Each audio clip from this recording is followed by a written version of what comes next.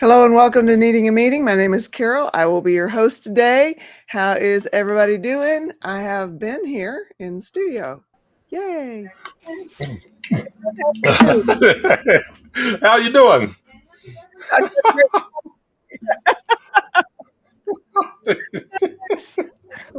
great. Oh my! Yeah, that's great. Oh, I was hey, I Black was going Cat, to good to see you. I was Hey, just going Rolling to ask you Stone. how your day has been, but apparently it's been a Well, good one. yeah, we struck out on a lot of our errands that we went into town for. One of the places was closed.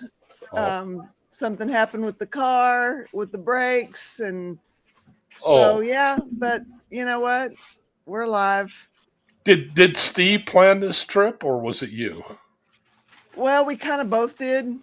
Oh, okay. So there wasn't any visits to like fun places like the IRS tax center or something like that. Okay, since he likes doing that on his birthday. Hello, Lori. Welcome to Needing a Meeting from over at the Lifeboat. I see you. So anyway, yeah, isn't that cute, darling? One of Mama's thingies.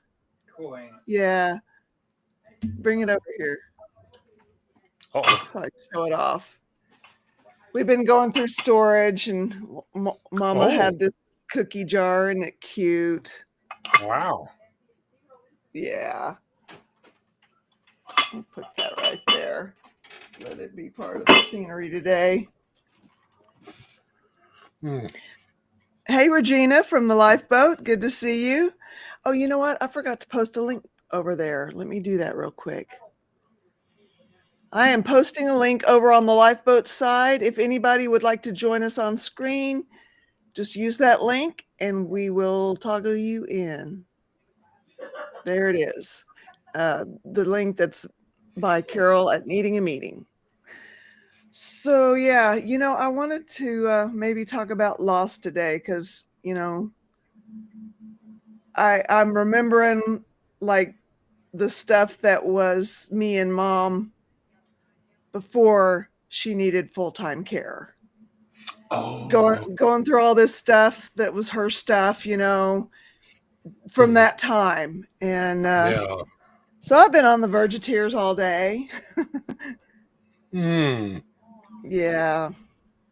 Oh boy. Yes. It's funny how quickly emotions can come up over some of the most random things you think. Something which you think is not going to hold any deeper meaning for you or something like that. And Yeah. with me, a big one is smell. It's like of all the Wow. senses, the one I'm most willing to lose. Not that I would like it, but it seems to be the most powerful for memory. Yeah. Yeah. The olfactory sensors are very powerful in that way. They can really do a number on you. Hello, Mayonnaise Entertainment and Shannon Smith, and who else was here from the Lifeboat? Regina Layfield, welcome. Welcome from over at the Lifeboat side. This is Needing a Meeting. Nice to see you. How are you, Cosmic? Oh, I'm oh good. my. Actually, this is a perfect topic actually because I my son yesterday rang me up and demanded his birth certificate, and and I'm just like, but I need it. It's mine. I bought it, sort of thing. And he's like, but it's my birth certificate. It's my right. And I'm just like, who taught you to be this entitled? I mean, you can't just learn this in less than a week, because he's never spoken to me like that before. Like, he was bombarding me like, why can't I have it? Why can't I have it? I kept saying I need it for legal reasons. I couldn't, because I was so shocked that he was talking to me in that way. I couldn't get out that it's for my immigration purposes. Every few years, I seem to need to prove that I've got kids and I belong here and I actually exist. Mm. so, you know, so Oh, I'm can probably you not going to have to do it in the next few weeks. But okay? Can you write uh, to the can you or he write to the place where the county or whatever, here it works by he can just state get and another one. county.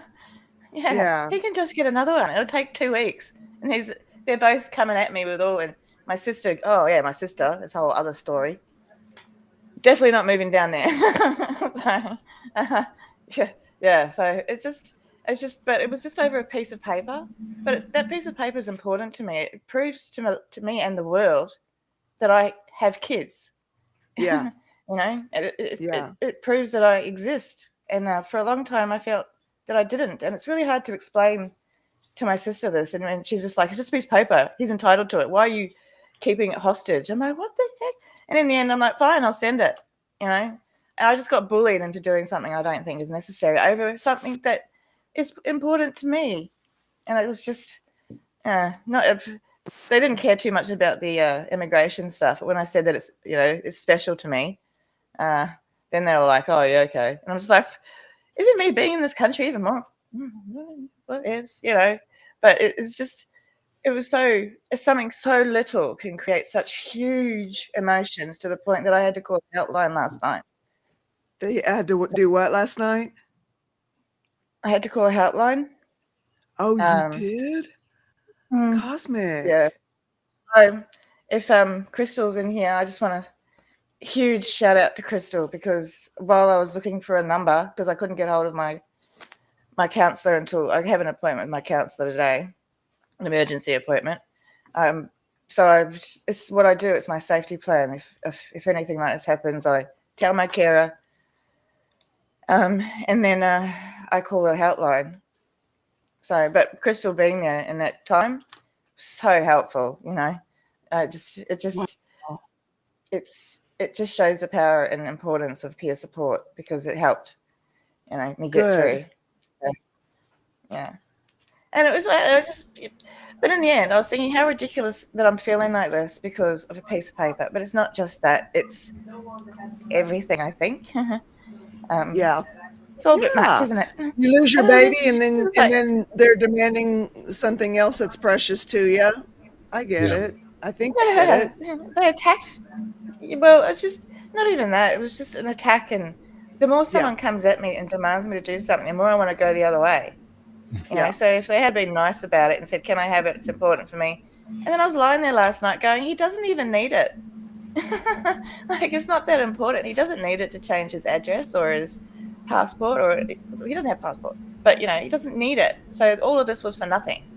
And it took me until like about 2 o'clock in the morning last night to lay there and thought, this was all over nothing, because he doesn't actually need it. His identification that he has now is good enough. So for them to act that way, and it was crazy. But I also think I didn't react in a way that was okay either, So I came, I was defensive, and I shouldn't have been defensive. But she called me my mother. Not a great time to be doing that either, huh?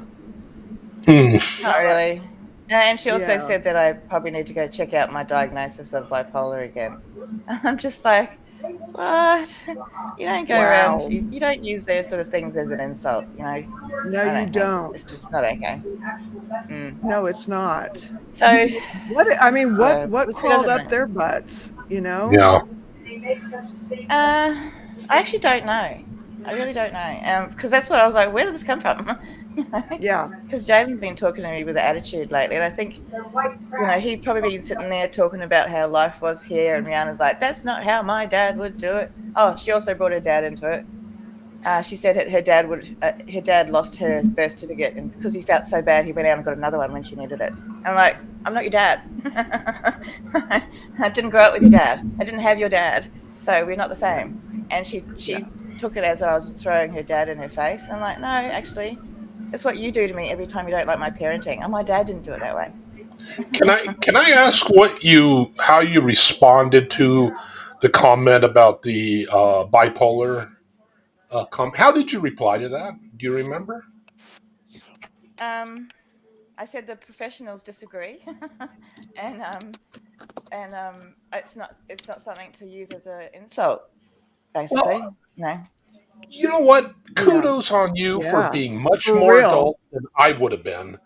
Yeah. Good for you. Yeah. That would have sent me off into orbit. Yeah. Yeah, I would have. I've got a mentioned. bunch of hello Yeah. here, and I'm sorry that I have fallen behind on it from the lifeboat side and from our side. Can I just say hello, everybody? Hello, The everybody. chat's moving really I'm fast today. sorry. No, it's I've okay. I actually, just was hoping that everybody would give me some grace on that today. I apologize. yeah. Well, I just wanted to get this out in the beginning because honestly, to me, Yeah. it feels like I said it to my brother. It feels like when is the drama going to end? Because I'm not creating the Right. drama, but it just feels Right. like it's all drama. And Yeah. I think I even said it yesterday. Life feels like a soap opera. When do the credits start rolling? I just want to say, Cosmic, I am so proud of you for reaching out for support last night. You did not have to do that. You could have done anything else, and instead you made a choice to lean on someone for some support. It's really hard. I've called hotlines in the past too when I was feeling overwhelmed, and it's really hard to do that sometimes. So I just want to tell you, I'm really proud of you for taking that step. I am too, Cosmic. Yeah, I'm Thank glad you. you I didn't actually suffer have in to silence. say, I'm never silent. But I have to say, I too, if you find a good line, which I have because I've had to access it a few times over the years, if you find a good line, do access it, because I found that getting out everything to someone who can't have an opinion because they don't know anything, so they're not coming at me with how they feel about my sister or my son or anything that I talk about whenever I'm coming up with something. They're just listening to my feelings and how I feel about it rather than putting their feelings on it.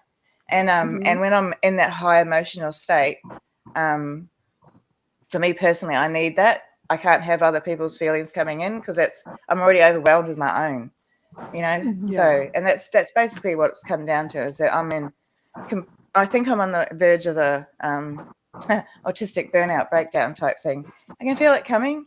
So that's why I'm talking to my therapist tonight, because I might have to be hospitalized. Okay. Over just the to lung get through this things little stage. or the No, other? mental Okay. health. Yeah. Okay. But it's just like, if I can do it without having to go in the hospital, that's fine. But I can't Okay. put this much pressure on having my family and friends worry about my safety when I'm feeling like this, because I'm not going to do anything when I'm feeling like I am right now, which is, you know, pretty. But when I'm in an autistic meltdown, I don't know what I'm doing. So I don't know if these feelings are still here when I go into meltdown. That's not going to be a good thing. Yeah, so that's what I'm worried about, because now I'm aware of the meltdown and all that sort of stuff and my lack of ability. So I couldn't even keep my brain functioning to the point where I passed out because I had a meltdown that was that bad. So I wanted to put myself in a safe space, safe place that takes some pressure off my family and friends, so they're not constantly having to call me, find out if I'm okay, wake up first thing, Chrissy, you're alive. You know, I don't want my family to do that. So I'm going to put myself in a safe place. Yeah. Oh, yeah. I don't understand the whole throwing people. I'm just reading Christine's comment. What the hell? I was being misdiagnosed with bipolar. What the actual hell? Yeah, How could somebody throw that in somebody's face? It's like throwing it's like throwing cancer in somebody's face when they've got cancer or diabetes. You know, it's not something that you ask for. It's not something you can help. That makes me so mad. Sorry. Yeah. No, it is. It's something that I've been, because I was diagnosed with bipolar, and I thought I had it for like 20 years until I was diagnosed with, you know, re-diagnosed. And so it just really kind of belittles the struggle that people go through to just live every day, you know. Oh, you're so yes. Yeah. So, but that's my story. If I can chime in. Oh, sorry. Go ahead.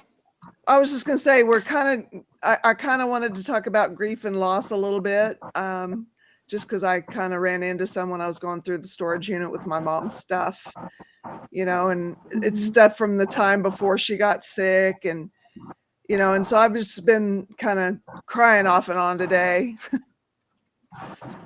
Anyway, so go ahead. Whatever you were going to say, go ahead and say it, Tara. Sorry.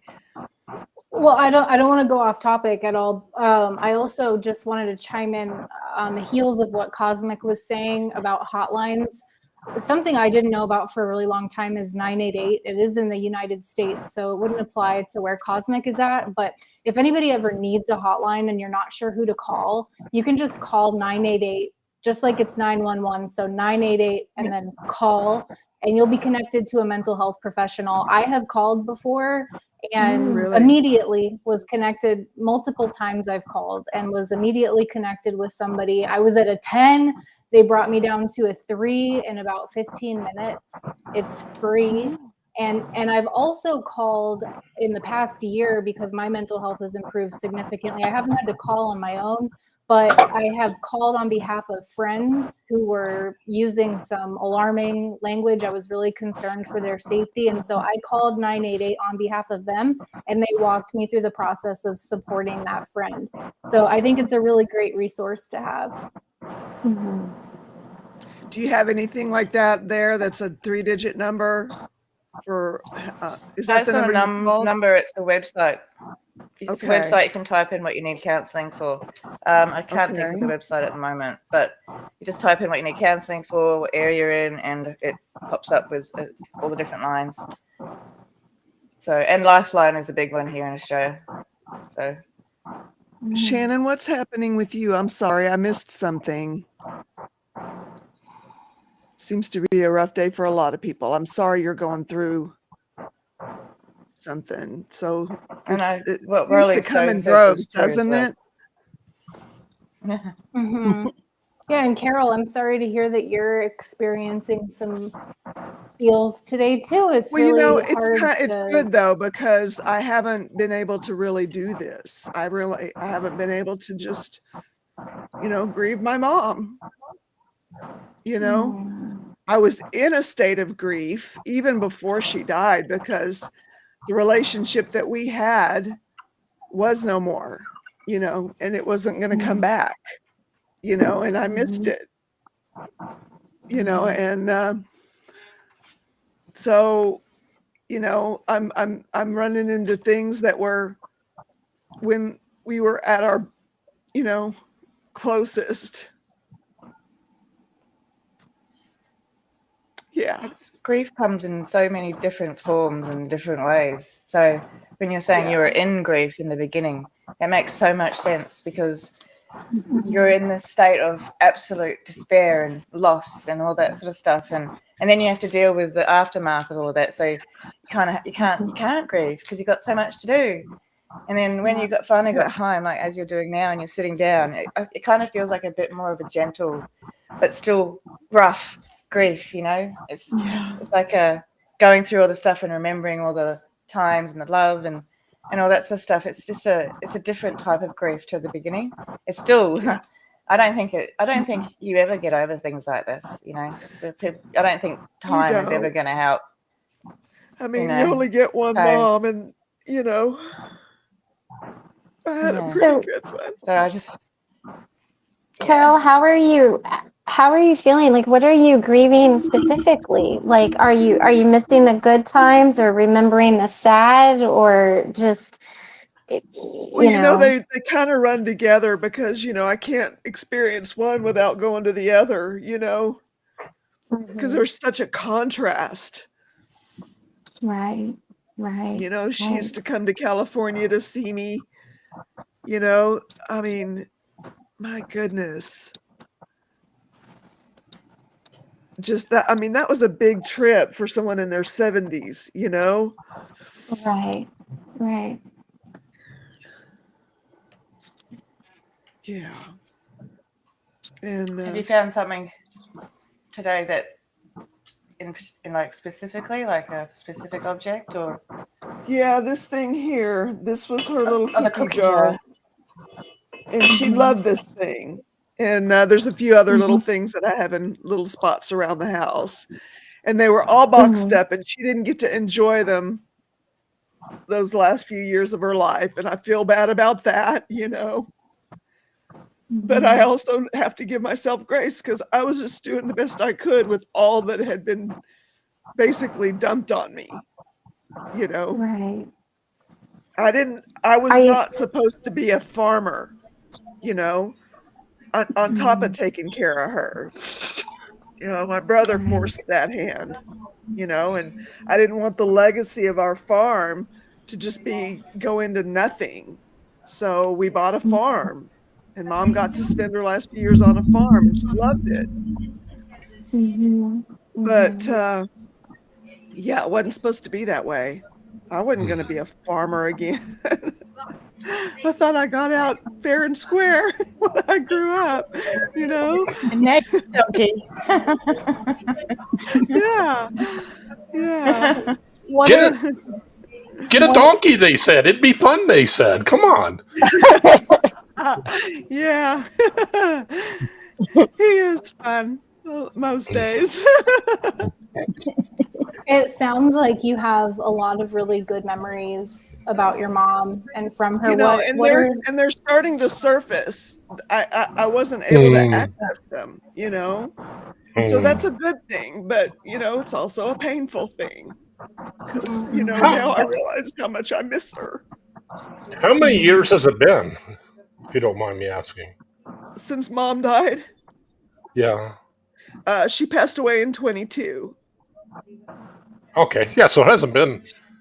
I mean, yeah, I've had a lot of friends who have dealt with grief, and almost all of them say actually the second year is the worst, not the first.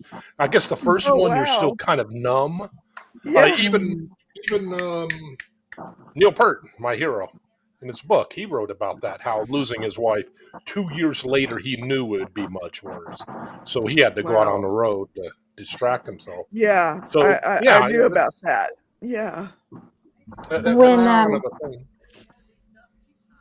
when my dad passed, he battled colon cancer for 3.5 years, and my brother and I moved home to help my mom take care of him.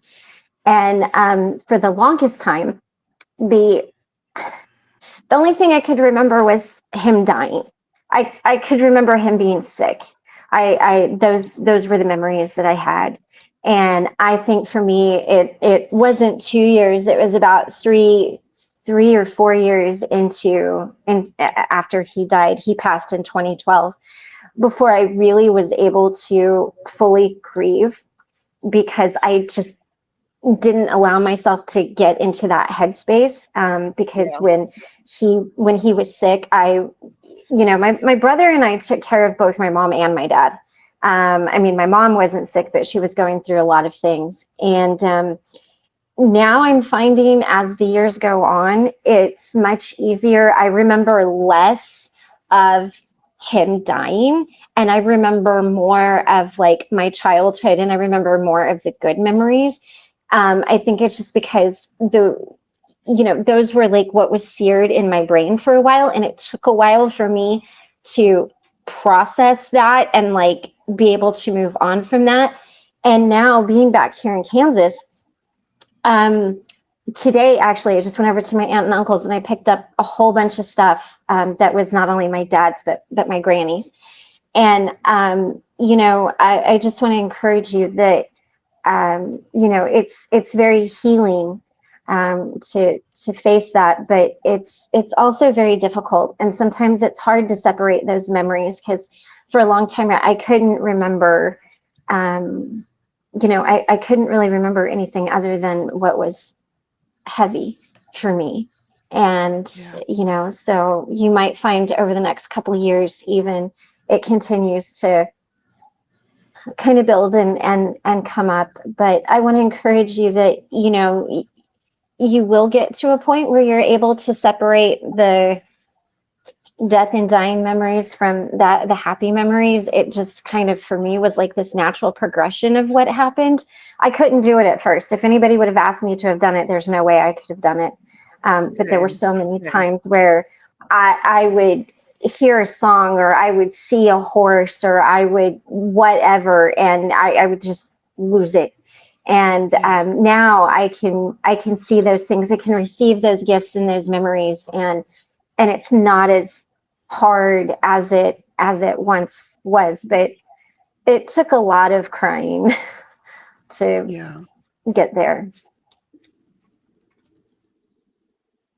Carol, I was Crafty just Witch wondering. and yeah, How much of your grief is tied in yeah. with what happened with your brother? Because I was just thinking as I was coughing over there. Like, Well, a lot of it because, I changed. It changed me. Mhm. And Mom didn't get my best those last few years of her life. And I've got to live with that the rest of my life. well, I was trying my best yeah, to not be the, person that I was after that happened, but I couldn't hide it. I couldn't run away from it. I couldn't, and I was not great to be around a lot of times. I don't think that's something that's the blame's not on that. It's not on you. No. I think that's on your brother, and he didn't Yeah. live long enough to have to live with it. And I know she understood. I know she understood, but I mean, she lost something that day too. Mhm. She lost who she thought he was. She lost him as far as being able to see him from that time out because she didn't want to see him again after that. Right. She lost a lot, and I was always mindful of that. And it just was a lot to take on, and we could have done without that. We really could have done without that. Yeah. Carol, I want to ask you, this is not a question you need to answer. Maybe it's something you think on and journal on or whatever, but it kind of came to mind.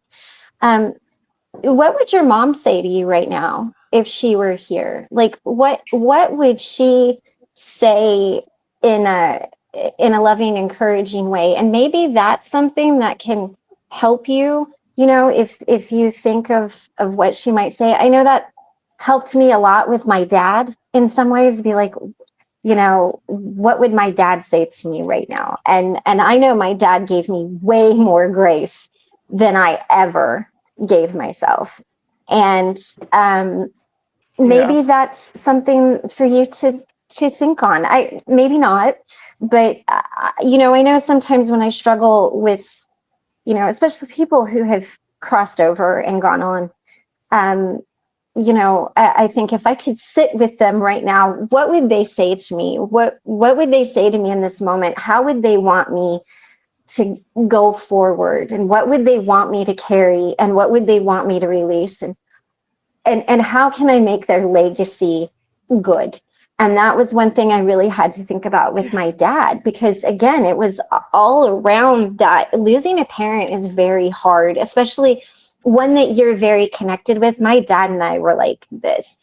And it is a very difficult thing, especially, in those situations. So maybe, maybe think on that or journal on that, or, see what, sit in meditation with that and see what comes up for you. Because I know for me, that was some of the most healing things that I could have done.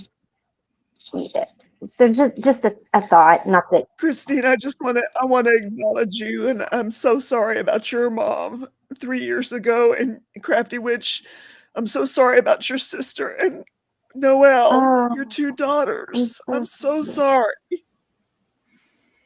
It's so much loss, and we all get through it somehow. I don't even know how, Right. Like, Right. some days I got Yeah. to the end of it, and I was like, how did I get to this point? What did I do today? Because I spent so much of it wrapped up in my own grief. Mm-hmm. And and my kids missed out too, because I wasn't. I didn't get out of bed for 2 years, basically. Like I did what I needed to do. I got up, fed them, because they were teenagers. They were on the Xbox and everything anyway. So gave them their food, made sure they got to school, and went back to bed. And that's for 2 years, because I just couldn't function. I couldn't function through my grief, And I think anyone who can is just outstanding. And I don't know how it happened. I don't know. I don't think there's any magic thing for anybody that's going to be like nothing. There's nothing magic that takes away grief, except for alcohol. And then that's what, look where that gets you. So, and because that's actually what the counselor yesterday on the phone asked me. He goes, what normally helped you when you're in having these, calmed you down when you're in these kind of situations? And I was like, Yeah. alcohol. So, because it's true. It's because that's what I did every other time. This is the first time it's ever Yeah. happened. And when I'm trying not to do that. And actually box Yeah. breathing came up. I'm like, yeah, I box breathe like a pro. But Right. I have a question, Carol and Christine, Crafty Witch, everyone in the chat, Noelle, Tony, everybody in the chat who's talking about loss. I'm curious, Carol and everyone else, what are some positive memories that y'all have about the people that you lost? What are, like, Carol, what's one of your favorite memories? I loved the times when I would go see her and we'd go over into Mexico and look around, or we'd go to the flea market and, you could wear shorts in January, and then I'd go to her gigs and she'd play her heart out on the saxophone. And, those were fun times. Those were really fun times, and I was so thankful that it was just her and me. It was, I love my dad, but it's a complicated relationship. And so, there's that. But it was just really nice just to have her all to myself those times when I'd go to South Texas to see her when she was living there, This was in her house in South Texas, right as you walk in the door. It was on top of the microwave, and there was another little tray by it. And yeah, those were some nice times. They really were. Nice. Yeah. That's awesome. I enjoyed any time that my stepdad was with my kids, because he was showing them what it's like to have a good, kind man around after so many not. So it was just seeing him and seeing my kids connect with him, and the genuine love they felt for each other and all that sort of stuff. That's what I love at every moment of that. Right on. Nice. I love that. Yeah. I Tony B, I want to know how your son's doing. So, go ahead, Christy. Go ahead. Oh, no, that's okay. I was just going to say, I loved how my dad always encouraged me. Like, there was never anything I couldn't do. Like if I wanted to do it, my dad, and we were broke, but my dad would take me to the library. And that's where my love of reading comes from. He would be like, you can learn anything you want from a book, and the libraries are free. And so he would take me to the library, and he would find a way to just give me an opportunity to learn that. And there was, I mean, literally, and it wasn't in an unhealthy way. Like, he just encouraged me to be who I was and to explore what I wanted to be. He had no expectations.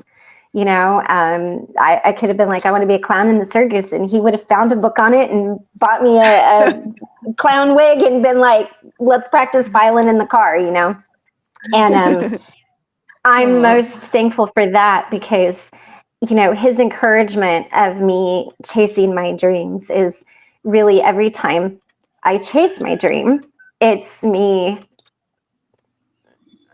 like, it's him that gave me the confidence to do that. Right on. I love that. I love that. My Noelle, I'm so sorry. They died in their 20s. One cancer, and the other daughter was murdered. Never found the murderer. Oh my God. I did not have therapy and believe in God. Would have gone insane. Yeah. That's a lot to go through, Noelle. I'm so sorry that you went. I'm so sorry. I can't imagine what that must have felt like. Either. Yeah, I have no idea what to say to that. I'm just so glad that you're sharing it with us. Yeah. Thank you. Yeah. It's such a deep thing to even try to fathom the people that we care about. And when we lose them, I mean, my mom was 95, but it doesn't mean that I shouldn't grieve when I miss her, Right. And it's okay to grieve. Grief looks different for everybody, and it's not something you get over. It's something you go through, and it becomes your new normal. Yeah. It's never going to go back to the way it was before. No. Yeah. Christine, When I lost, sorry, go ahead. I'm just sorry that no memorial or gathering was allowed. I'm so sorry. I think, that's hard. That is so hard. There's such a lack of closure in that. Yeah, Go ahead. I'm sorry, Crystal. it's okay. When I lost my best friend, I was gutted. Yeah. She died 2 years after my mom passed. But she had shown me what a mom could be. Yeah. And I still grieve for her at times. Yeah, of course. I grieve for my mom too. There's like, even though she was as mean as she was, Oh. there's still things I remember that were good. If it wasn't for her, I wouldn't be doing the crafts that I do. Oh. She's the one that taught me. Yeah. Oh. And I think it's special that you have that cookie jar that you can remember your mom by. Yeah. I do too. And you can put it in a place of prominence in your own home Yeah. to remind Definitely. yourself of her Yeah. and know that she's still with you. Right. I almost put it in the donations. In fact, I put it in the pile of the things that I'm donating, because we were just in such a tear to go through the storage. And I thought, what am I going to do with this stuff? Where am I going to put all this stuff? Well, I can find a place for these things. I can find a place, Yep. And so I dug it out of the donations, and I'm glad I did. Well, And it you looks need really those good memories. in your green room. Oh, sorry. Yeah, it does, doesn't it? Yeah. Yeah. Well, You I've need been, those memories. Sorry. yeah. No. You're good. You're right. I've been getting a lot of things from my family when my granny passed. Literally, my aunts and uncles. I have 3 different sets of aunts and uncles who grabbed different things for me. So they each took different things that they thought I would enjoy. So now that I'm here, I'm getting all of these things from my granny and my Aunt Irma, and I just got this amazing self-portrait that my dad did that he entered an art show with when he was 17. And things that I didn't know were even out there. So it's really cool, and it's amazing to be back home. And I think sometimes, like you said, seeing those things, it brings those things up for you, but it can be an opportunity to heal and go forward as well, and remember the good. And Crystal, I love that you remember positive things about your mom, because I know you've shared in the past that your mom wasn't exactly kind to you. And I think it's beautiful that you can find something kind and appreciate that. I think that's really amazing. I that's an inspiration to me. Thank you for sharing that. Yeah, it's really Rolling cool Stone, because I'm I sorry can't feel about that at all. My dad emotionally abandoned me when I was like 6 or 7. So I can kind of relate to that. I was in the same house with them. I grew up with them, but there was a relationship that I had with him before that, and there was some kind of distance, something that confounded me after that, you know. Mhm. And Mhm. I understand now that his emotional reserves were just that low, that a little 7-year-old kid telling the truth was just a little bit too much more truth than he could handle, and Mhm. that's low, low, low emotional reserves, Right. Mm. Yeah. you know. And Yeah. Well, see, I was both. I don't know how many times my mum's abandoned me, so it feels like I've grieved her already, and she's still alive. Wow. She's just Yeah. overseas, and it's so I'm actually a little bit worried when this, God forbid, comes eventually, um, mhm. that I'm not going to have the proper emotional response that everyone's going to expect because I've already done it. Yeah. Right. I wanted to And address what Christine said about losing people suddenly is different than losing people to then losing. cancer. Yeah. I have lost people to both. I've lost a lot of people to cancer, and I've lost. I mean, my great granny, my granny, my grandpa, my dad, friends.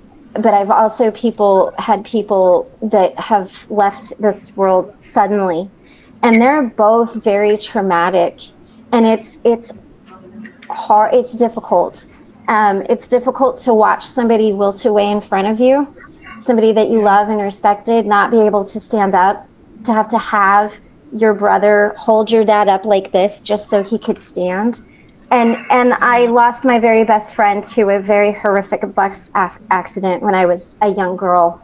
And there's something very tragic about that as well. And I think that grief is I don't think there's any one way for anybody to process it. And I think anytime there's a loss of life, I think it's tragic. And I think the way it looks and how you experience it is very different. And when it happens suddenly and you don't get to say goodbye, that's so tough. But it's really difficult to see somebody, especially somebody that you love, go through that. And so I just want to say I feel sorry for people who have lost someone suddenly, but who have also lost them in such a way, because it's just tragic all the way around. It's not fair, you know? It is. Loss is loss. So Yeah. Yeah, yeah. in the end, it's just I don't. As I was saying, I don't know how anyone can cope, and there's so many things that that I've been reading in the comments that seem beyond my ability to cope with. That Yeah. because Yeah, if I haven't been Yeah. through it, I don't know, So and yeah, it's not. Yeah. I don't want to go through that, but right. it's just something that all we can do is sit here and be support for things And that we can never yeah, probably understand. and compassionate. Yeah, absolutely. Absolutely. Yeah. And I think the thing is it looks so different for every person. How it looks for me is so different than how it would look for anybody else. And that doesn't mean that it's any less or that it's any more. It's real, and those feelings are very, very real. I love that inspiration to not drink, Christine. My mom would not want me to drink. She Oh, was so proud of me for overcoming. That's amazing. I that's love that. awesome. I love And that. what a beautiful memory to have, her pride in you and what you Yeah. accomplished. Yeah. As a cancer survivor, I do suffer survivor's guilt. Wow. I've never even considered that. Mm-mm. Wow. Wow. And Well, Crafty survivor's Witch, guilt I'm glad is you're here. rough. Yes, Yeah. me I'm too. I'm I'm glad that you fought it and you overcame it and that you're here. And I'm sure you have a very important story to share. Yeah. I really love that Rolling Stone. Yeah. Yeah, I do too. Hmm. Yeah, Can we put the link up so Tony can join? absolutely. I want to share really quick. My grandfather passed in 2019, right before COVID. He was a very wise man, and he went out right before the pandemic hit, like December. like right Oh, before. wow. And I have a tremendous amount of guilt because I was in my addiction at that time still. I was still a couple years Oh. away from my recovery.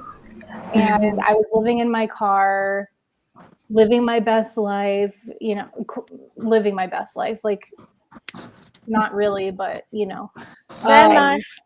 and my mom, I didn't find this out until after I got into recovery, but my mom was really angry with me for not coming to her aid because my grandfather passed with Alzheimer's. And so it was a long, slow process that he went through. And my mom took care of him. And she's not angry with me anymore because she just didn't know what was going on with me. She didn't know that I was in my addiction. And so she was very angry with me. I still struggle with guilt that I didn't go and help her with him. Like, my grandfather taught me bravery. That's one of my favorite memories of him. Hi, Tony. Hi, Tony. That's one of my That's one of my favorite memories with him. Was I was 4 years old and he would put me on the coffee table and tell me to jump to him. So it taught me courage and it taught me trust also, that I could leap off this table, but that he would catch me. And so it just like kills me that I didn't go to help, because he was always there for me whenever I needed him. When, like, my mom went through a lot when we were young, and he was always there to save us. Essentially, he was like my father figure. So I just wanted to share that because I can relate to the survivor's guilt, and Yeah. having been wrapped up in my addiction at that time. And I was just so selfish that I didn't go and help. Are you able to forgive yourself for that? I think it's a process. Yeah. I think sometimes I am pretty okay with it, and I think I Yeah. have forgiven myself, but then every once in a while it rears its ugly head again, and it's just like, how could I do that to my family? I was like, just not concerned with anybody except for myself, and getting high and drunk. And I guess Addiction. That's I guess it's addiction. a good reminder of where I don't want to go again. But Yeah. I really just wanted to share that I can relate to what you're saying, Carol. And when you think about it, addiction does take so much from everybody. It's not It just the does. person It's who's it going is a through it. thief. Oh, And it it is a doesn't matter. It doesn't matter what kind of addiction it is. I mean, right. it affects us in a million different ways, and a lot of ways Yeah. we don't realize until after the fact. On the topic of losing family members and friends, my dad passed away suddenly 16 years ago. Was not easy for me. I didn't grieve Yeah. my dad for over 10 years till my older three children were all grown. And then when I did, it was even harder on me. So I tell everybody, grieving takes time, and the sooner you can grieve, the the faster you can find healing. I never found healing until I was actually able to grieve. And then I was a mess for months, you Yeah. know. My grandmother had died the year before. She had cancer and dementia. And I wasn't around. I didn't go see her, So, Tara, I understand that feeling that you felt. And I wasn't in addiction when that happened. I was just busy in life. And it happens, and we have to give ourselves grace. We have to realize that it doesn't matter when, how, whether we're there, whether we're not, we still have to give ourselves grace. Yes. And I'm learning that really quickly today. Oh, So and how's Jonathan's Jonathan? he's supposed to have surgery. They were hoping to do it today, Mm-hmm. but there's been other surgeries ahead of him. He's like on this list to be slid in if an open slot comes open, and they are so swamped today that he's not going to have his surgery today. It'll probably be closer to noon tomorrow. But the doctor that we saw just before I came downstairs to join you all, he's giving Jonathan a back brace that will allow him to be able to sit up instead of being laying down all the time, because laying down is getting to be a bit much for him. He's missing his son. He keeps wanting to see his son. He just wants to go home and be with his son. He's worried about work, and it's like, son, you need to worry about yourself right now. You need to worry about healing yourself, doing what the doctors tell you. I know you don't want to be here. I know you don't want to spend any more time in the hospital than you absolutely have to, but accept the fact that what happened happened. And they want to get you in there. It's not that they don't want to get you into this surgery, but you also don't want the doctors and the team tired and trying to do this surgery. You want them to be rested. So, you know, it's kind of like this catch-22 situation of, yes, I want it done now, but yes, I want the doctors to be at their best and the team to be at their best. And so he's caught in this situation of feeling helpless. Well, he's a lot like probably his in dad like a in lot of that shock way. as well, You know, because he's and just gone through a massive accident. yes, Yeah.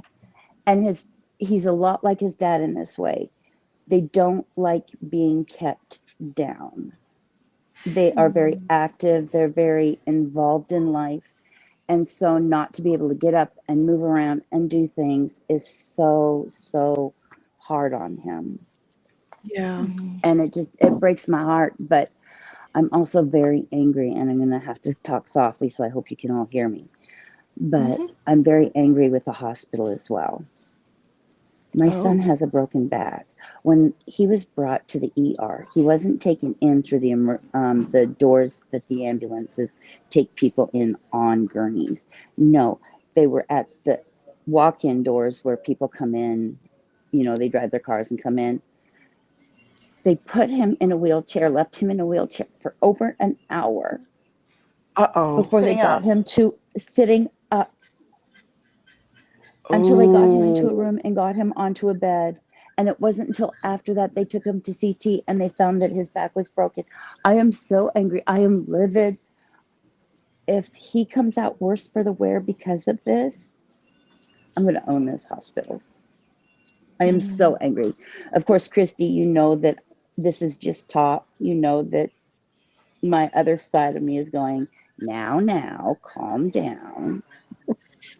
Well, feelings are real and they're valid, and you feel them. I mean, yes, We need good people to own hospitals, so hopefully you don't need to do anything, and he's all good. But that's remarkable to me, because after a car accident over here, they always put you on a neck brace and on a thing they get 4 people to lift you up onto the thing, and then you get taken in. Well, you know, I can't blame the ambulance attendants, because really they were trying to get him to go on a backboard, and he fought them tooth and nail about it.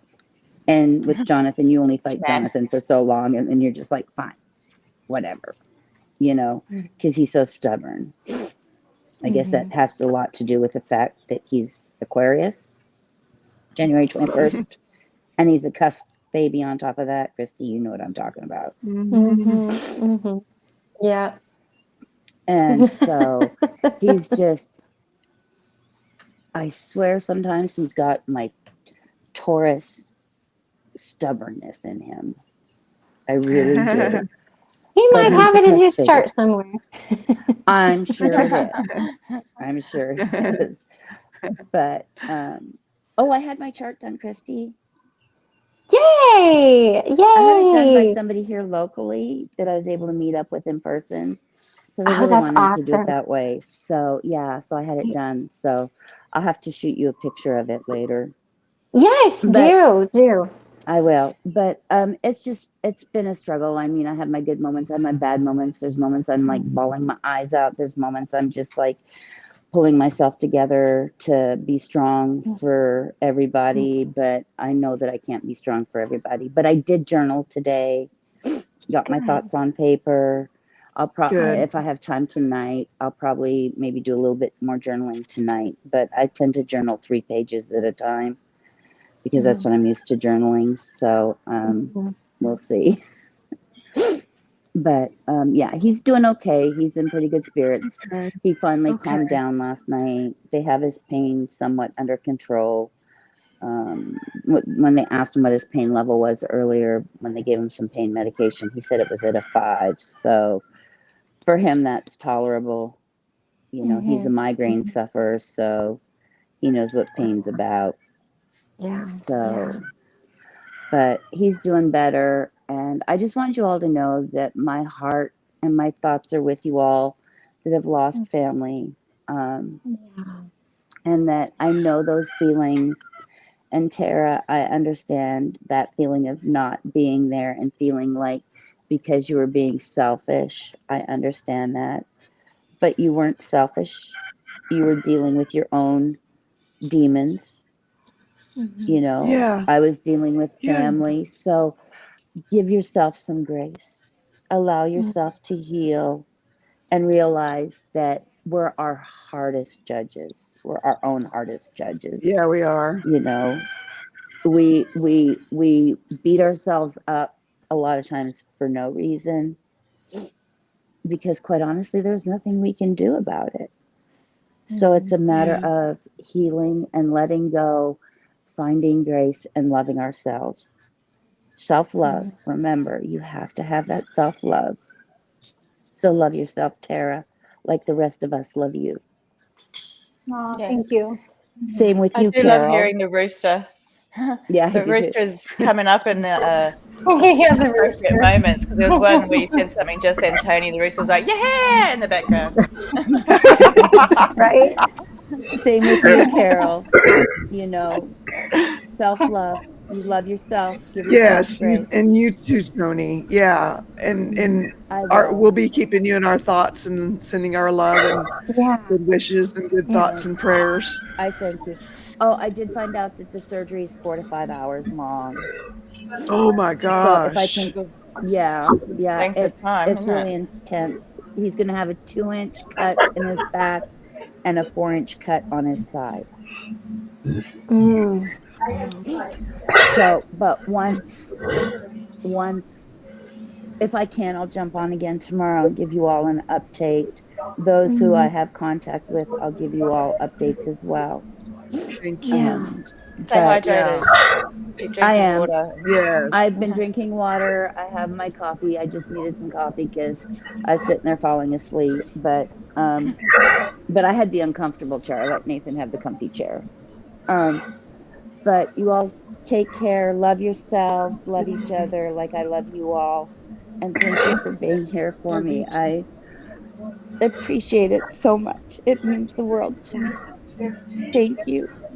We Love love I'm you. you, gonna go because Tony. Love I you. need to go because I need to get back upstairs. All right. Well, Okay. thank you for Bye. popping on. I will. Bye. Bye. Bye. Take care. Stone, love you too. Look after yourself as well. That's gotta be so tough. Tara, Man. random thought I have to insert in here. This stuff. Does it make you sneeze when you drink it? No, it makes me smile when I drink it. I don't know why, but yeah, every time I drink it, maybe it's because I'm breathing in or something. Are you You might want to allergic to explain that it's erythritol? not alcoholic. It's It's Yeah. Reed's non-alcoholic. ginger ale. It's Reed's Yeah. ginger ale. It's a Yeah. non-alcoholic ginger ale. Are you allergic the to bubbles. erythritol? No, I have erythritol often. I don't know. It's the bubbles. You Maybe get it Yeah, clear, maybe. and it's like the bubbles going up to your nose. that Yeah. could be it, or it might be more carbonated than I'm used to. Yeah. I don't know, or There maybe are certain drinks I have to pour into certain glasses because otherwise the smell gets up my nose before the taste does, and I can't drink it. it could So- also be one of those Tara mind tricks that Carol's chickens were warning me of. It could happen. You're not supposed to know about that, chickens.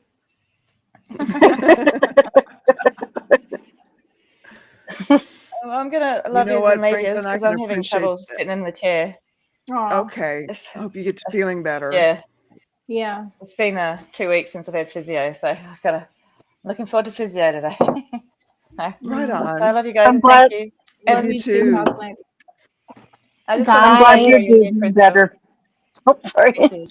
I just wanted to say while you're here, because I said it earlier, that I really appreciate you being there for me last night while I was waiting to talk to somebody on a helpline. So I think I love you and I thank you and I appreciate it so much. You're welcome. Thank you. I'm glad you're Christy. doing better today. Yeah. Yeah. All right. Love yous and I'll talk to you tomorrow. Love you. Love Okay. Yeah, love you. you.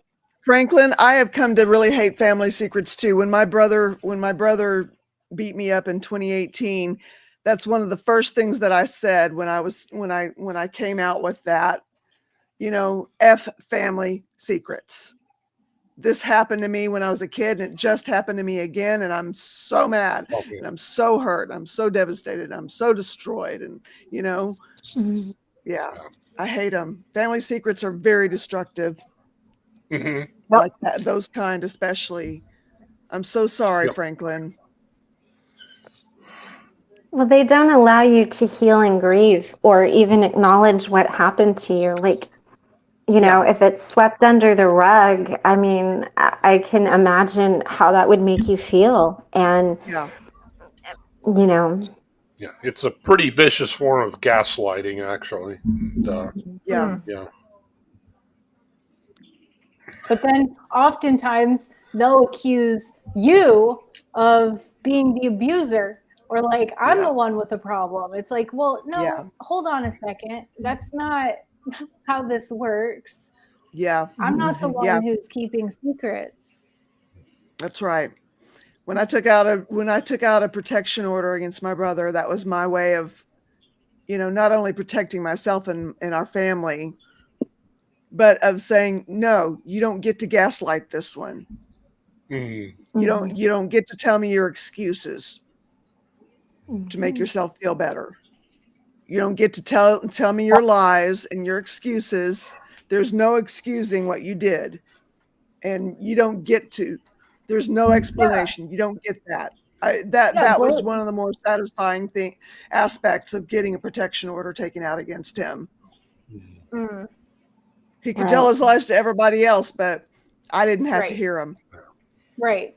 It's like, blame me all you want. Blame me all you want, but it was your choice. You made the That's choice. right. That's right. Mhm. That's right. Yeah. So yeah, it's all tied together in a weird way. I hear you on that, Carol. My middle brother was like that. Oh, well, I did it because. Right. So I And it was don't always care your if you fault. were, Yeah. yep. I don't care if you were abused too. The minute you cross that line, Yeah. that's when you start to deal with the fact that you're an abuser. Yeah. And he won't realize that. So finally, it's like, get out of my life. Yeah, and with people like that, it's like everybody else has the problem. And I used to be like that when I was in my addiction. Everybody else had a problem, and I was the only one who had my head Yeah. on straight. And I think that's what people like that think, that they don't actually, there's like a cognitive dissonance that's happening. They don't actually see that they are the problem. Right. Yeah. Well, and with this is my middle brother. With him, he would always come and beg until I said yes. So it was never his asking. Oh, Beg that's not until you consent. said yes. What? That is Oh, not you mean he consent. would beg you? Oh, Yeah. oh, wow. Yeah. Mm. Well, Sorry, Ben.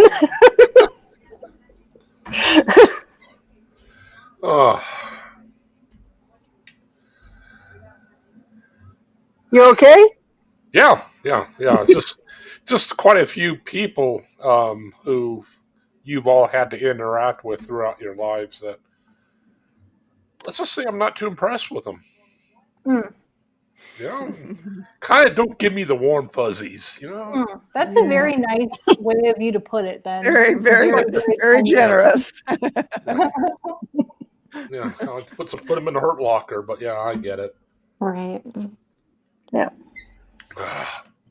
But each one of us wouldn't be here and able to help others if we hadn't have gone through what we did. Good point. Yeah. Mm-hmm. That's true. And as hard as it was, one of the first things I thought the other day when I heard that my great niece was born was, man, girl, I sure hope you don't let your father near that kid alone. Yeah. And Oh, that's a sad thing to think about a baby. Yeah. It really is, because it should be a happy moment, not something like that. And Yep. Going back to abusers, it's amazing the way that they can convince you that you're crazy, it's you, it's not this. And that's the biggest mind F that I had to get myself out of. yeah. And it took a lot, because and there have been some things. So I don't remember chunks of my life, big chunks, years of my life, Wow. because of the abuse that I went through, the medication that I was on that I did not need. And something recently came up for me that it gutted me. It devastated me, what I was told that I did. It was really horrific, and it ripped my heart out. And this person that shared it said that they wanted to step away from me. And I can understand it, because it was very abusive. The worst part is I don't remember it at all. And this person knows I don't remember it. So I did the only thing that I could do, which was acknowledge it and say, I don't remember that, and I'm so sorry. But it hurts that I would have done something like that. And I don't know how to. I don't know how to face it and go forward. The person said that they wanted to step away from me, that they thought that it was best. And so I said, I will respect your boundaries. I understand that. And I will not reach out until you reach out to me.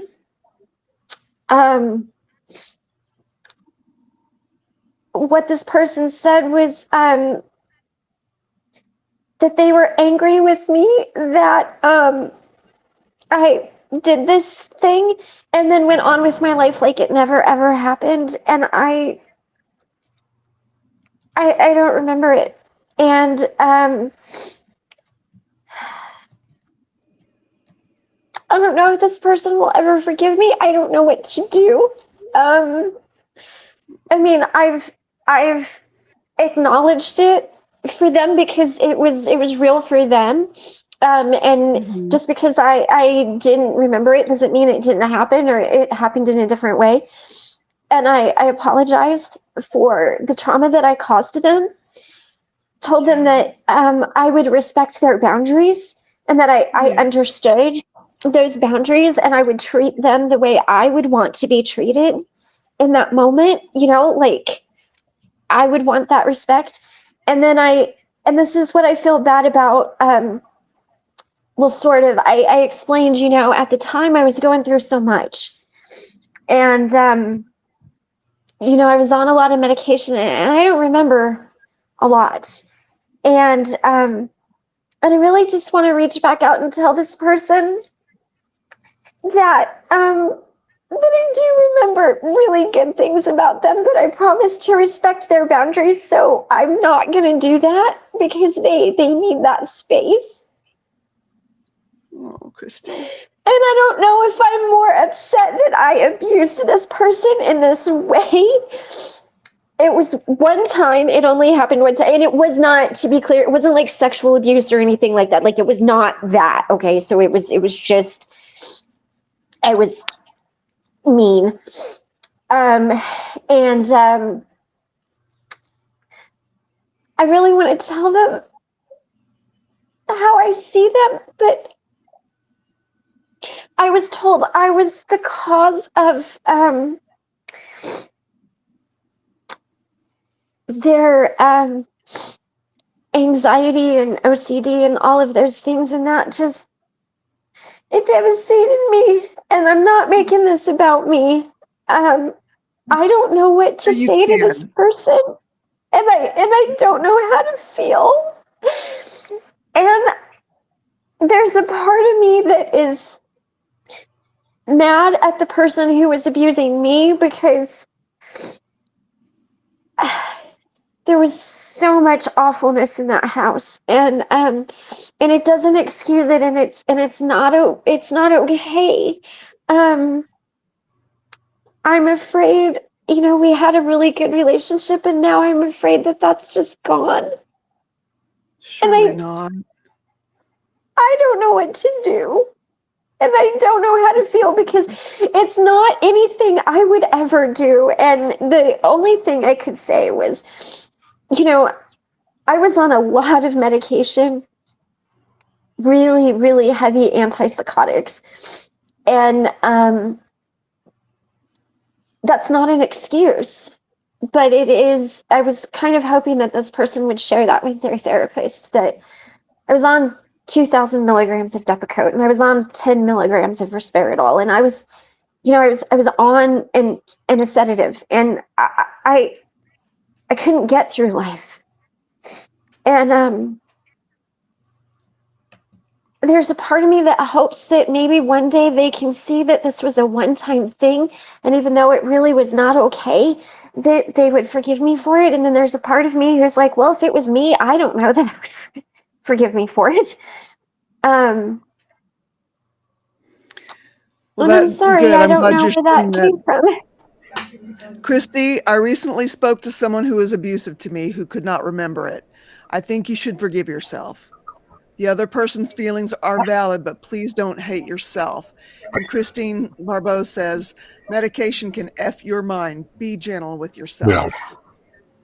Yeah, and Christy, I think you brought up a really good point about talking with a therapist. Like, my therapist has helped me through some of the most traumatic things that I've been through in my life, and it has really changed my relationships for the better. So, and you know this. If I can I ask a question about? Yeah, of course. Question about therapy. Have you talked with a therapist about this situation? No, I have forgiven myself in the point that I understand that I was not healthy at all at this point, and that I know this is not something I would ever do, and this is not normal behavior for me. This was a one-time, one-off incident. Yeah. And I will say this, I am very proud of this person, because I encouraged this person to go to therapy. I encouraged this person to work through the things they needed to work through. And I also told this person that I would never be mad at them if they ever came to me with anything. They could come to me with anything, and I would listen to it, and I would apologize. I would explain. I would validate that. And I'm proud of me because I did that. I did not get angry. I did not say, how dare you? I did not say you're wrong. I kind of feel like I can't apologize for behavior that I don't remember. But I did apologize for the trauma that I caused. So I have forgiven myself for it, because I couldn't go, if I didn't in that moment, it would have sucked me into a place that I would have never come out of. I mean, so it just hurts me that I did something like this. And, but I respect the person for going to therapy and working through it and bringing it to me and sharing it, and I hope that they continue to go to therapy to work through it, because it's a hard thing to hear that you're the reason that somebody struggles the way that they do, you know? Yeah. It's really hard. And being here and hearing the stories, you know, I look at myself and I'm like, damn, I did that to somebody. No, you didn't. I didn't mean to, but That's I right. hurt this That's right. person. You were And I not don't know. on the level of abuser that we're talking about. We're talking about people who Yeah. really do not care. Yeah, Truly and do not care. And as Krista Melinda says here, that's the best answer you could have given. You're honest about not remembering, but you're not in denial either. You expressed regret and took responsibility. Yeah. and Yeah. other people's, I know you know this already, Christy, other people's emotions are not your responsibility. Yeah. Right. It's Right. I like it's I think it's easy to take on the weight of that and take fault or feel fault for that, but ultimately somebody else's experience and their emotions are their responsibility, not yours. Right.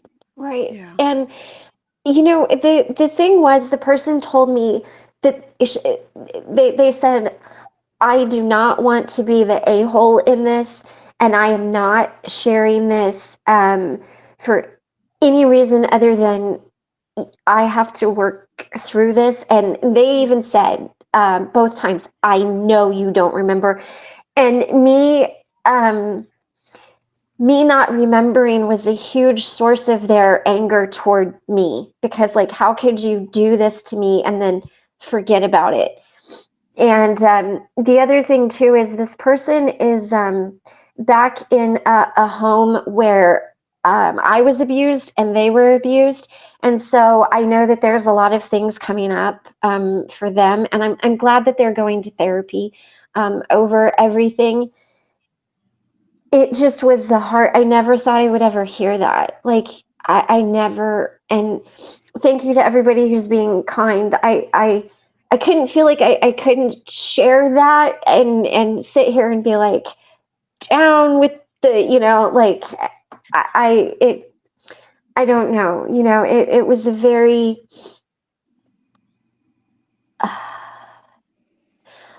I don't even know that this makes sense, but in my mind, the one saving grace, if it were, is that it only happened once. You know, I don't know that that makes a difference, but to me, it wasn't a pattern.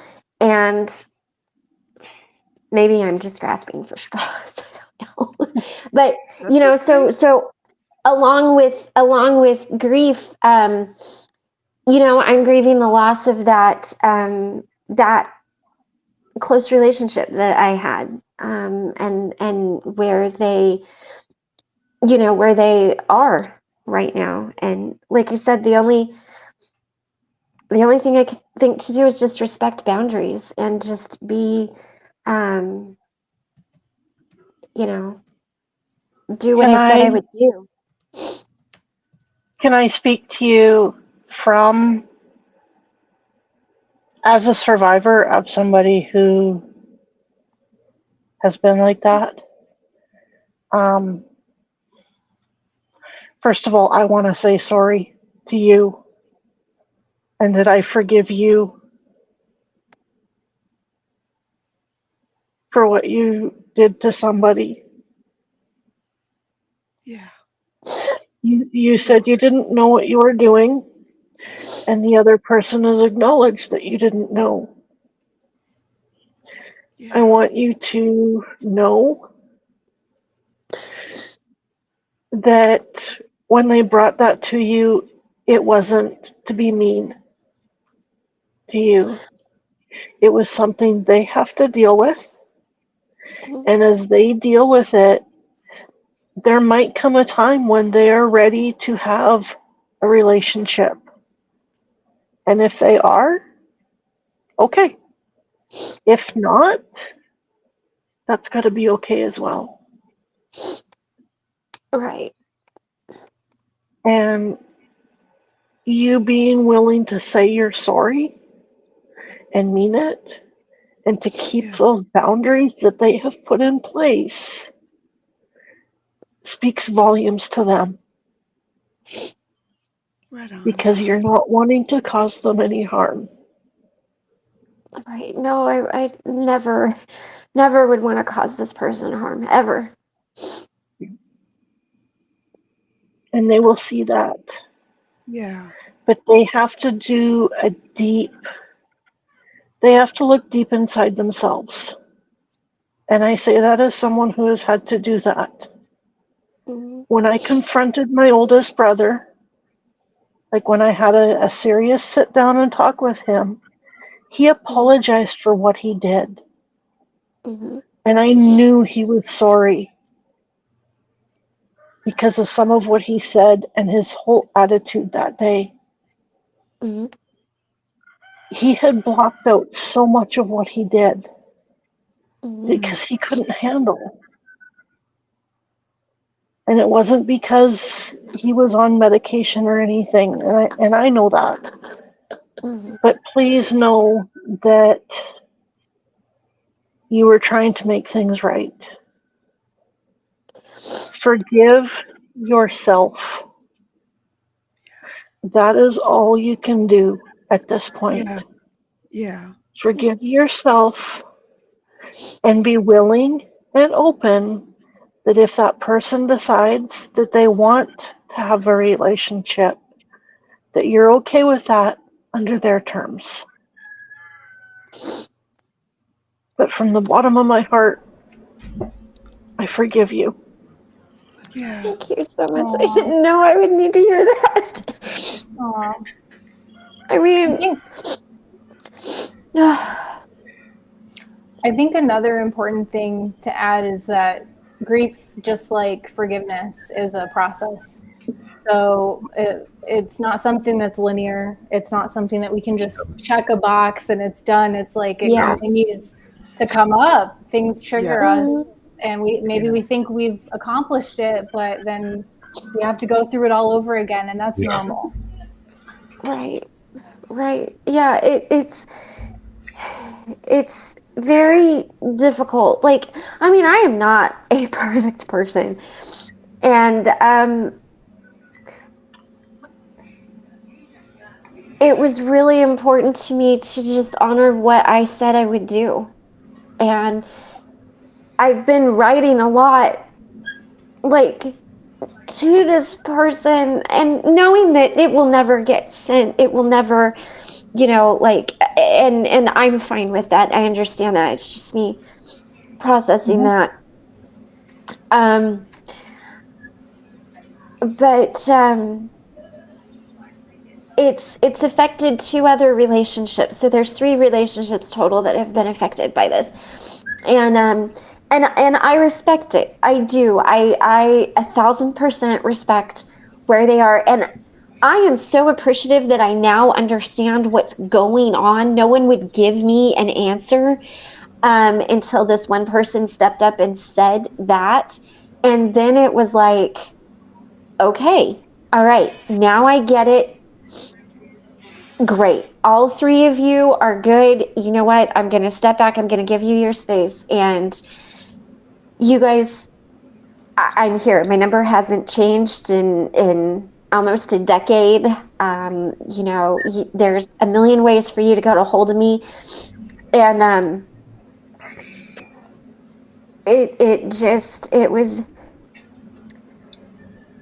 I'm really angry at the person that put me on all of those medications, because I didn't need it. I didn't know what I needed. This is also what I said. I said I didn't know what was wrong with me, and I had really, really, really hoped that I was just this. And again, please, anyone out there, I am not using this lightly or anything. Like, I really hoped I was bipolar. I really hoped that this medicine would help me, and I wasn't, and it didn't. And I was on it for 5 years. So this wasn't like, this was a month of things that didn't happen. This was years of this. And so it wasn't, so there's anger from other places. And then this person is still talking to the person who abused me, and this person knows that this other person abused me, and they have a relationship, and that's okay. That's their relationship to have. This person has never abused this other person, so that's okay. And I'm not mad that they have a relationship. That's their right to have a relationship that they want to have and that they feel is appropriate. And I don't get to affect that. That doesn't affect me, and it doesn't get to affect that. But there's a part of me that is very mad because I'm like, oh, so you get to abuse me and treat me like crap and convince everybody I'm completely crazy, and then now you're here you are, you know. And I know everything will work out the way it's supposed to, and I know that things all happen for a reason, and I have a lot of respect for this person for finally saying something. And I know it was hard because this person sent me a video, so I could actually see. And this person wrote a letter and then read the letter to me. And so I have a lot of respect for this person. I really do. There's so many parts to it that is hard, and there's that angry hobbit in me that just wants to get in a car and drive 8 hours and be like, all right, you and me, we're in the street, it's on a public thing, you want to throw down, you want to beat the ever-loving crap out of me, go ahead. But you know what? You're getting it back. You're getting it back. And you can go, I just, and that's not the answer. That is not the answer. I know it's not the answer. But it's understandable to feel that way. It's really Yes, mad. completely.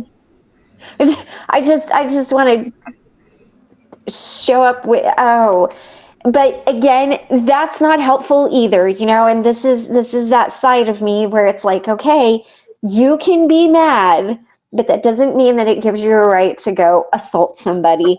So you cannot do that. Although there's a part of me that's like, Michael gets paid on Thursday. I would have bail money.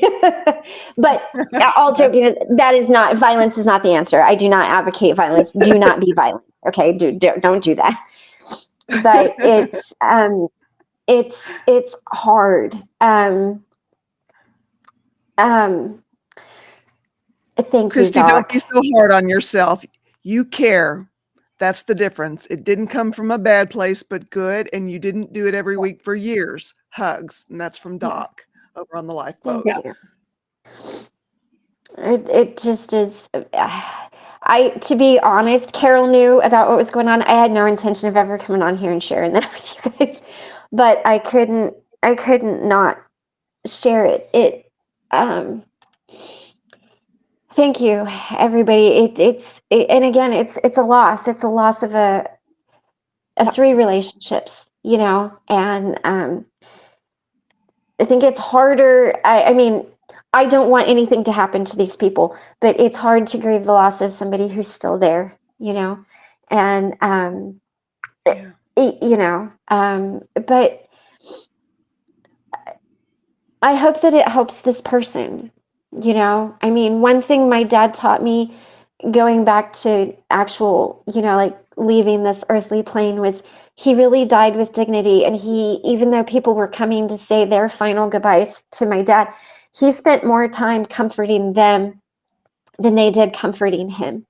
I've seen more cowboys with their hat in their hand sobbing, leaving, and we got told more times than not, you know, we came to comfort you guys, and you were more of a comfort to us than we were to you. So I know that in this is a valuable lesson for these 3 people, and I know that by respecting boundaries and doing what I said I would do is showing something positive.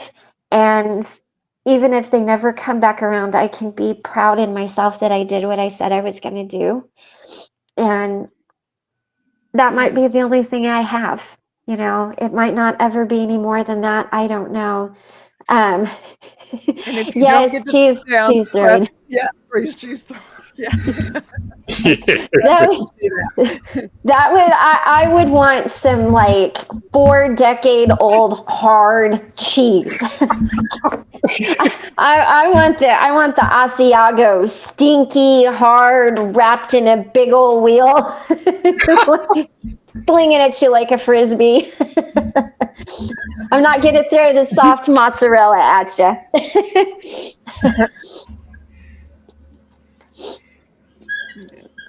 But so yeah. Well, I love you, But that's Christy, and I forgive you thank you. too. Thank you. Thank Yeah. you. I mean, I was very unwise when this person sent the video. I was in Walmart and I was like, oh, okay, this person, and I didn't kind of realize what it was until I was halfway through it and realized I was in the middle of Walmart, and I was like, I need to go to the electronics section because it was in the back, and I need to hide over by the TVs where no one can see me. You know, it was, and you know, just thank you everybody for listening, and thank you for your forgiveness, because that, you know, that means a lot. And I want to say, Christy, everything that you just shared, I believe you. I believe you that you don't remember. Yeah. I Yeah. believe you that you weren't medicated appropriately. Like I believe everything you just said. Yeah. Thank you. That was such a bad time because I didn't, my anorexia was full blown. I weighed 89 pounds. I was hiding and sleeping and not eating. And I mean, it was just so bad. And I feel like sometimes I make excuses about that, but it is what it is. It is the truth. It is what that is. And the reason that I shared the dosages of what I was on with this person was I was hoping that their therapist, like they would say, you know, she said she was on this, and that therapist could maybe give some insight, because it happened to a child, to a very young person who wouldn't have understood that, you know, and I'm hopeful that again, not that the therapist would take my side and be like, no, you know, but that there would be some sort of, oh, that's a lot. Like, that's okay. Especially There's when something you don't here. need it. Yeah. Yeah. And I felt bad saying that. So, you know, after I sent that video back, then I wrote one more thing, and I said, I know that I am going to respect your boundaries. I just feel like I needed to clarify this a little bit because I don't know that it sounded the way I wanted it to sound. This is it. This is why I said this, and I, you know, I'm now stepping in, and you know, so I don't know. I feel like all I can do is model behavior that I would expect from somebody, you know, like you can't go on and talk about boundaries and how important they are if you yourself aren't going to respect boundaries of people that you love and care about, you know? Yeah. So, Thank you for telling your truth. Well, yeah. Christy is my friend, and my friend is she's been absolutely spectacular for this community.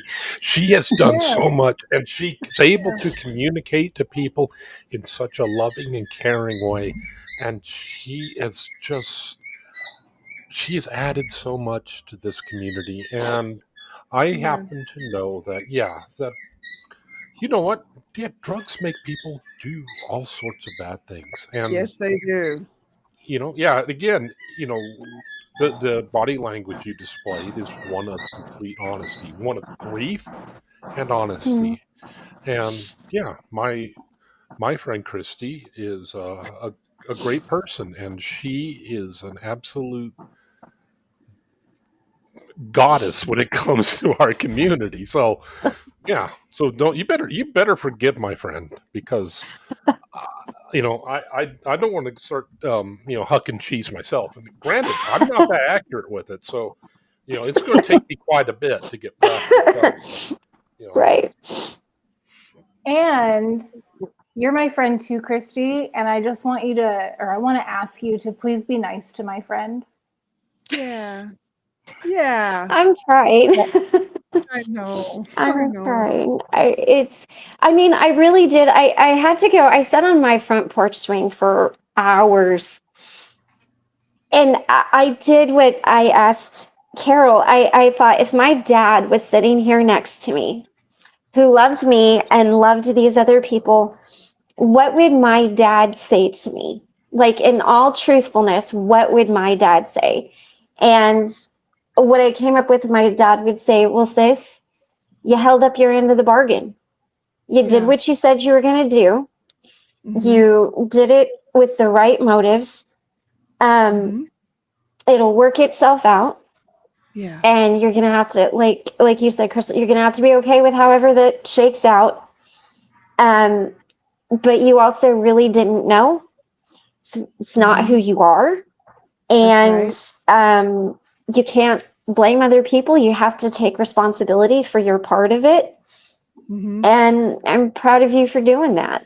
And you can't wallow in this, because I'm telling you, my relapse from my eating disorder is going much better, but this could have really spun me out in a bad, bad way. And I knew Yeah. the day that I heard this, I was like, all right, like I tell my dogs to get right with themselves. And it was like, you got to get right with yourself. You need to sit yourself down and think this through and figure this out, because you can't allow this to happen. And Yeah. so I am proud of myself for that. I mean, there is stuff but it still is painful, you know. And I just want to hug these people, and I want to punch the other one, but I wouldn't actually punch that one. That person is not worth me going to jail over. Like, bail money or not worth me going to jail over. So I have to look at it that way too.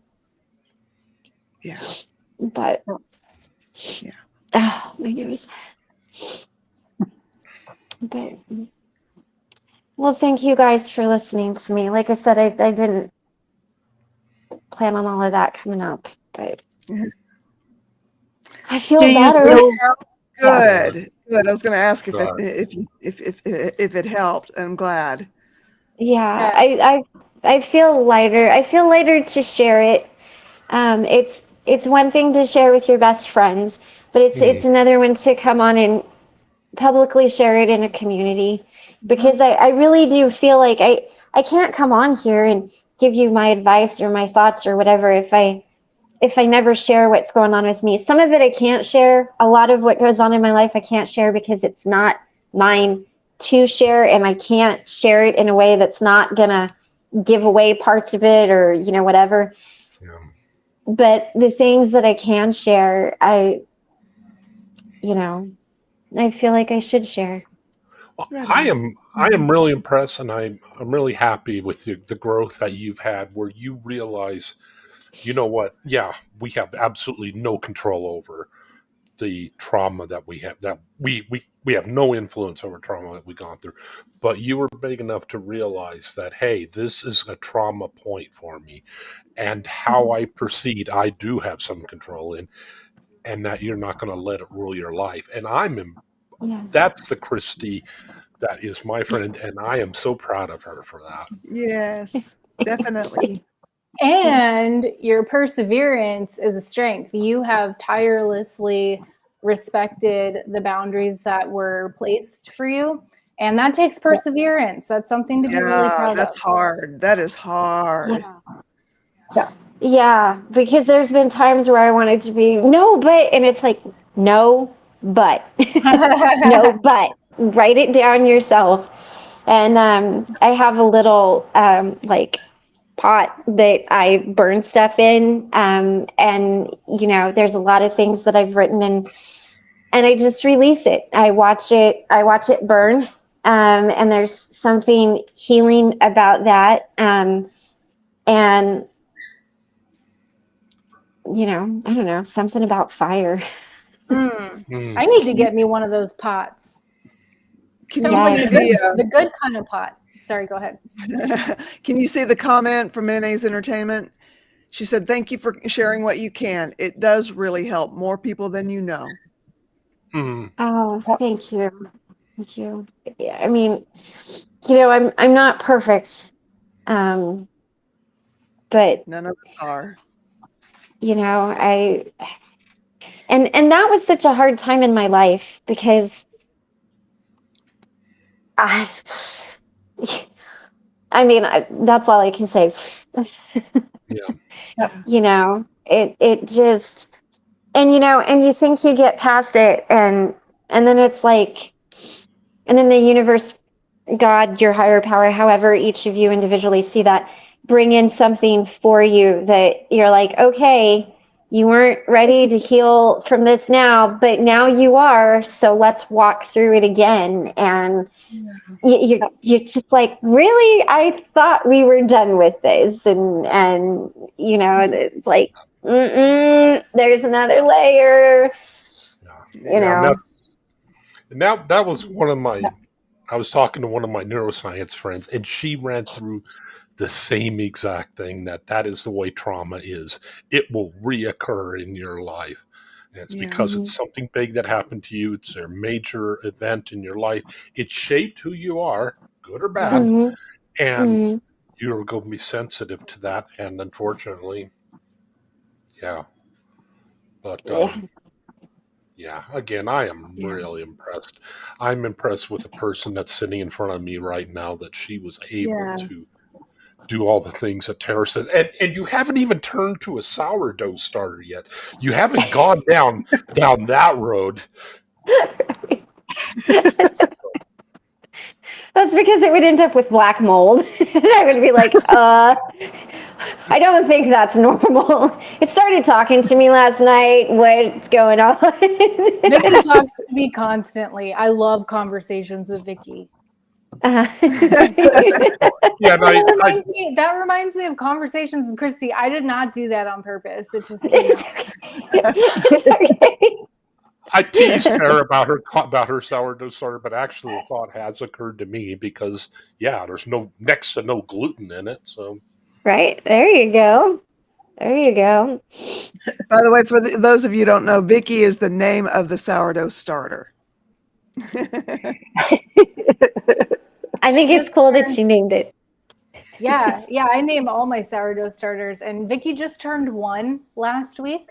So they say I learned in recovery that once you keep something alive for a year, then you're officially ready for a relationship in recovery. So I'm like, sweet, what does this mean? Because it's been a year. Right? You're like, all right, universe, that sourdough did not die. Bring on the man. Yeah, I kept it alive. Yeah. I'm ready. That's awesome. I've got to read this comment from Izzy E here that says, "It's a noble goal to walk an entire life without hurting anyone. I just don't know that it's achievable. What can I say? Is that if I ever hurt anyone, I hope to follow in your steps as gracefully." Well, you're a good person, Christy, and nothing is going to change that. Yeah. Thank you. There would have been a time where I would not have been so graceful. Trust me. It would not have gone this way. So, but, well, thank you guys for listening. When you get off tonight, Christy, do some self-care. Yeah, I'm gonna go sit on my front porch. I've got a nice little front porch swing, and it's not too bad outside, and it's nice being back in my hometown. When I left Kentucky and then went to Baltimore, um, I was kind of shaking loose some of the dirt off my heels of Kentucky, right? And then got to Baltimore, and that was not good. And I just wanted to go home. I was like, I can't wait to go home. Can't wait to go home. And I thought home was going to be Colorado. I didn't realize that the universe had in store for me to go home, like back to my roots, back to where I was born, back to where I grew up. I'm staying on the same property as my childhood best friend. Our dads were amazing friends. Like we've known each other since we were like one. We grew up together. So, That's amazing. yeah, there's a lot of reconnection here, and so I always land somewhere big. And so when I was saying I'm ready to go back home, the universe was like, okay, we're going to take you home. Like I said, but it's been amazing. I've been able to reconnect with all of my family and really my roots and really come back. And it's interesting, along the way, and I've met a lot of turtles in the road, and I'm thankful for every one of them. So, Mhm. Yeah. it's good. Well, this has been quite a meeting. Have we had one? Yeah. Oh yeah. Yep. I'm good. I'm good. Put a 2 in the chat if you still need a meeting, if there's something you need to talk about, and a 3 if you feel like you've had a meeting. 3 is in, think of it as part of a heart, and I'm good kind of thing. Heart, not the other word.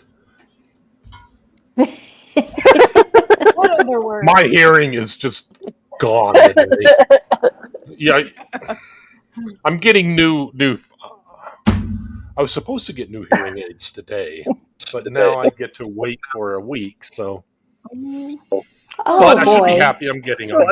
I should be happy I'm getting them. So, Right on. There you go. And there you go. And on the heels of that, because I remember we were talking last week about your hearing aids, Ben, you reminded me to give an update about my court. Remember I got summoned for federal court, like federal jury.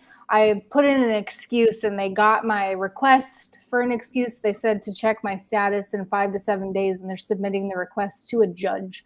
So I hope it works out with your hearing aid, that you get it and it fits perfectly and that it's comfortable. Yes. And please keep me in your thoughts that I get excused from this federal jury. yeah, Right on. I'm hoping I get my excuse back before I get my hearing, because then it would still be true. I can't hear anything. Yeah, that's right. That's what made me think of it, because you got summoned too. Yeah. Oh boy. Wow. They love me. Maybe people should just stop breaking the law, and then we won't have to deal with this anymore. Right. I kind of like the Jim Carrey quote in Liar Law. Stop, liar, liar. Stop breaking the law. Right. Yep. Which would you rather, be on jury duty or be the one in the witness box in an unaliving trial?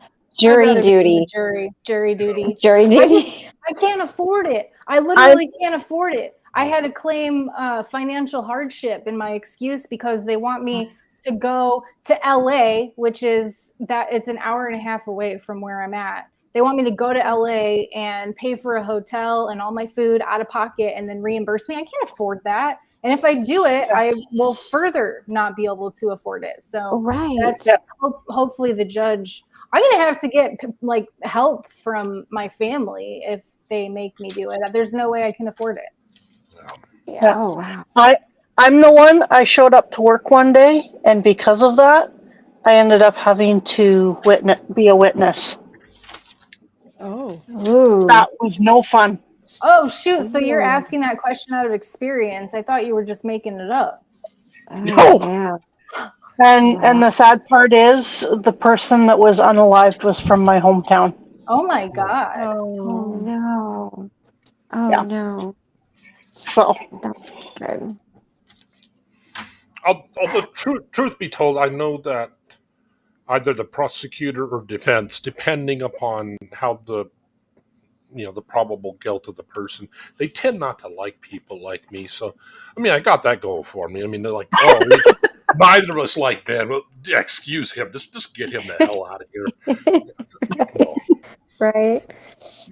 Well, you guys, I'm gonna hop off because I hear my dogs outside, and I'm not sure what they're doing. And Sweetie's leading the charge, which is not a normal thing. So I gotta go see what that three-legged black dog is up to. She's running. She's wrecking havoc. I don't know. Shitty Kitty's figured out how to use the doggy door. She gets out at night. She's a little tart. She goes around and then shows back up at 3 a.m. She just rolls in like she owns the place. And Mikey's just perpetually confused. So I'm like, all right, I gotta wrangle all of these animals into some sort of semblance of control. So I love you all very much. Thank you. Thank you so much for being here for me. And you guys have a good night, and I'll see you soon. Thank Okay. you too. thank you for sharing. Yes. And I'm gonna be the next domino to fall off. And me. I go live at 4:00. If anybody wants to continue this party, I will be over on the Tara Smiling channel in 30 minutes. That's 4:00 Pacific Standard Time. No pressure. I know y'all have lives and you're busy, but I'll be there. So I love you all very much. Love and you I hope too, Tara. Thanks, Carol. I appreciate everything that you do. And thanks for sharing what you're going through with us and getting vulnerable earlier. That was, I hope this doesn't sound weird, but it was nice to see. Oh, well, thanks. Appreciate that. Mm-hmm. Yeah. Okay. I'll see y'all later. Okay. Good to see you. I'll Dogs say act goodbye like too. somebody. Right. Good to see you. Yeah. Thank you so much. I love what you shared today. Thank you. That was beautiful. Yeah. Hugs to you too as you work through your grief.